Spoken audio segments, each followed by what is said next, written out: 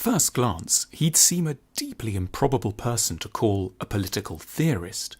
John Ruskin, one of the most ambitious and impassioned English social reformers of the 19th century, seemed to care mostly about one thing, beauty, which has a reputation for being eminently apolitical and removed from real life. And yet, the more Ruskin thought about beauty, the beauty of things humans make, the more he realized that the quest to make a beautiful world is inseparable from the need to remake it, politically, economically, and socially. In a world that's nowadays growing not only ever more polluted and unequal, but also, though we seldom remark upon it, uglier, Ruskin's emphasis on beauty and his understanding of its role in politics make him an unusual yet timely and very necessary figure. John Ruskin was born in London in 1819, the only child in a wealthy and cosseted home. Every year during his teens, he went with his parents on long tours of Europe. The place that most impressed him and changed the course of his life was Venice, which he first saw when he was 16, and to which he returned almost every year during long periods of his adult life. In Venice, he spent his days visiting churches, floating in gondolas, looking at paintings, and making highly accurate drawings of his favourite architectural details. On his return to England, Ruskin was struck by the contrast between the glories of Venice and the often dingy realities of British urban life. It's a familiar phenomenon. We too are liable to come back from the Grand Canal to Main Street and the corner store and feel our spirits sink. And yet, although we may mutter a few disparaging remarks, on the whole we leave it at that.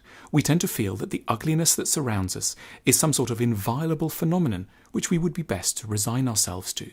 But that wasn't Ruskin's way. He couldn't get over the appalling realization that in one place human effort had led to such delightful results, and yet in most places the same or even more thought, money and labour had produced a landscape that was dismal and soul-destroying. Why was the contemporary world so dispiritingly, monstrously ugly? Ruskin began his career as an art critic, but by middle age a more direct and urgent goal came into view. He realised that the ugliness of most things in Britain was the clearest indication of the decadence, cruel economic ideology and rotten moral foundations of his society.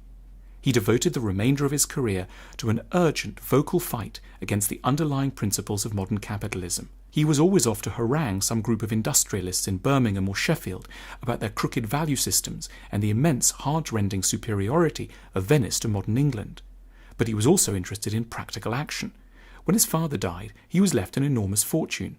In 1871, he founded the Guild of St. George. He had long admired the medieval guild system, where workers were well organised within trades that offered them both job security and pride in their work.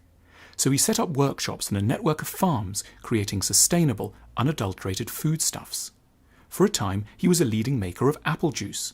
He even wanted to set up a network of schools offering evening classes for workers as an alternative to the numbing mass media otherwise pushed their way. Some of his ideas succeeded. Ruskin's devotees started a business making jumpers, jams, even a museum. His most devoted disciple, William Morris, set up a highly influential interior decoration company. And the Guild itself has survived today and still performs some of the work that Ruskin had championed. But of course, Ruskin didn't manage single-handedly to reform capitalism.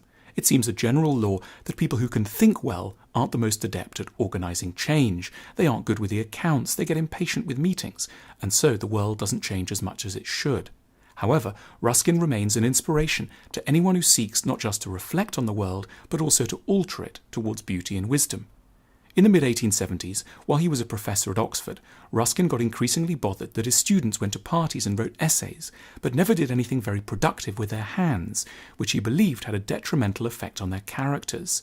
So he got together 60 students and organised them to mend a nearby road, which had become ugly and unusable, and to tidy the neighbouring green so the children could play on it. It took them a long time and they made very imperfect progress. There were complaints from the local landlord and a general conviction that Ruskin was a touch unhinged. But the underlying point is crucial. Out of fear of seeming ridiculous, we often end up not tackling the challenges around us. The road mending was a small instance of a larger idea that animated Ruskin's life, that it's the duty of creative, privileged people to direct their efforts towards making the world more pleasing and tidy, more convenient and beautiful, not just for themselves, but for the greatest good of the greatest number. Most of us have at some points felt that trees are lovely, that somewhere else is far more beautiful than where we live today, that there are too many shoddy things in the world that work really isn't enjoyable enough, that often we are misemployed. But we tend to dismiss these thoughts as too personal, minor, not really of significance. Rəskin argues us into a more ambitious and more serious attitude. It is, he says, just such thoughts and experiences which need to be given proper weight, which need to be analysed and understood. They provide crucial clues as to what is really wrong with the world, and can therefore lead us towards moves that may make it genuinely a little better.